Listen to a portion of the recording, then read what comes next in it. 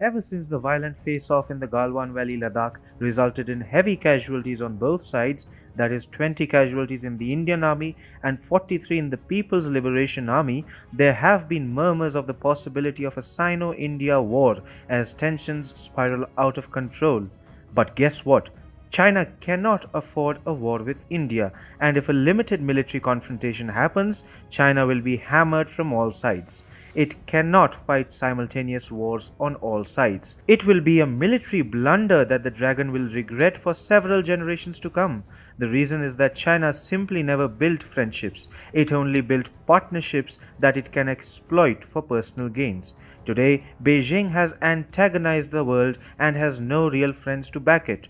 China has been looking to bully everyone in its neighborhood, its fighter jets are busy trying to intrude into Taiwan's airspace, and all its naval assets are locked in the South China Sea and the East China Sea. Apart from engaging in a military standoff in Ladakh, Beijing has been trying to bully 5 countries in the South China Sea alone: Brunei, the Philippines, Malaysia, Indonesia, and Vietnam. In the East China Sea too, it has been venturing into Tokyo's territorial waters, and its naval assets have been venturing around Japanese islands, Senkaku Islands, and the islands of Miyako and Okinawa. China created a contagion that is killing people across the world, and in its entire neighborhood, it is fighting endless wars. But even otherwise, China's salami slicing strategy that denotes territorial expansion in the South China Sea and the Himalayan regions is well known. China is the only country in the world today that prioritizes expansionism, and its claims in the South China Sea or border disputes with neighboring countries are mostly based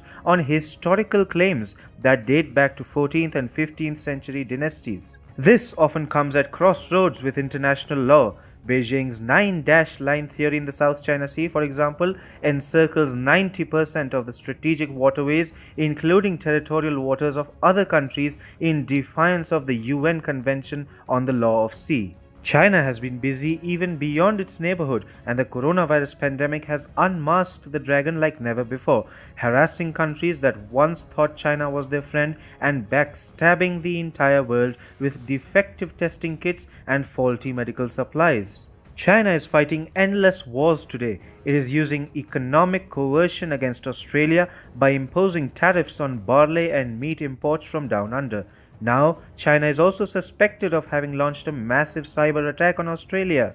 Australia's Prime Minister Scott Morrison said that the ongoing large-scale cyber attack was being carried out by a sophisticated, state-based cyber actor. He added, "This activity is targeting Australian organizations across a range of sectors, including all levels of government, industry, political organizations, education, health, essential service providers, and operators of other critical infrastructure." In the United States, President Donald Trump has time and again asserted that China has misused Washington's goodwill.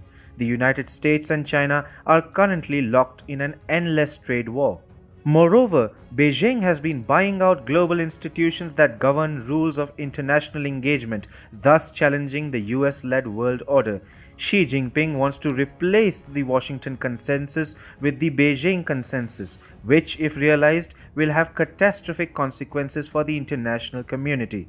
In Washington's next-door neighbor, Canada also, there is growing disillusion towards China. Tempers have soared over the detention of 2 Canadians by Beijing since December 2018. Recently, China started withholding consular access to the 2 Canadian citizens, citing coronavirus lockdown of prisons. They were detained in the first place as a tit-for-tat measure after Huawei executive Meng Wanzhou, who is the daughter of Huawei founder Ren Zhengfei, was arrested by Canada. The West, including the United Kingdom and France, has come to realize that Beijing can never be a friend, no matter the level of engagement. China never partners with a spirit of cooperation and mutual benefit, and the only purpose of China's engagement is competition with adversaries.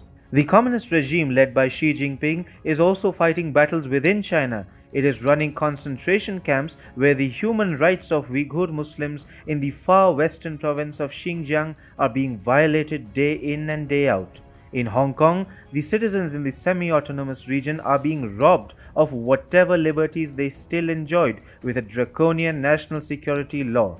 Small regional players like Pakistan and Nepal don't count for anything and will not be of much use in case tensions spiral out of control between India and China. Nevertheless, with the passage of time, these countries too would realize that Beijing is not a friend. The dragon debt traps small countries and forces them to compromise with their sovereignty. Sri Lanka had learnt it the hard way during the Hambantota fiasco, but it seems that by the time Nepal and Pakistan realized this, they would have already reduced themselves into slave countries.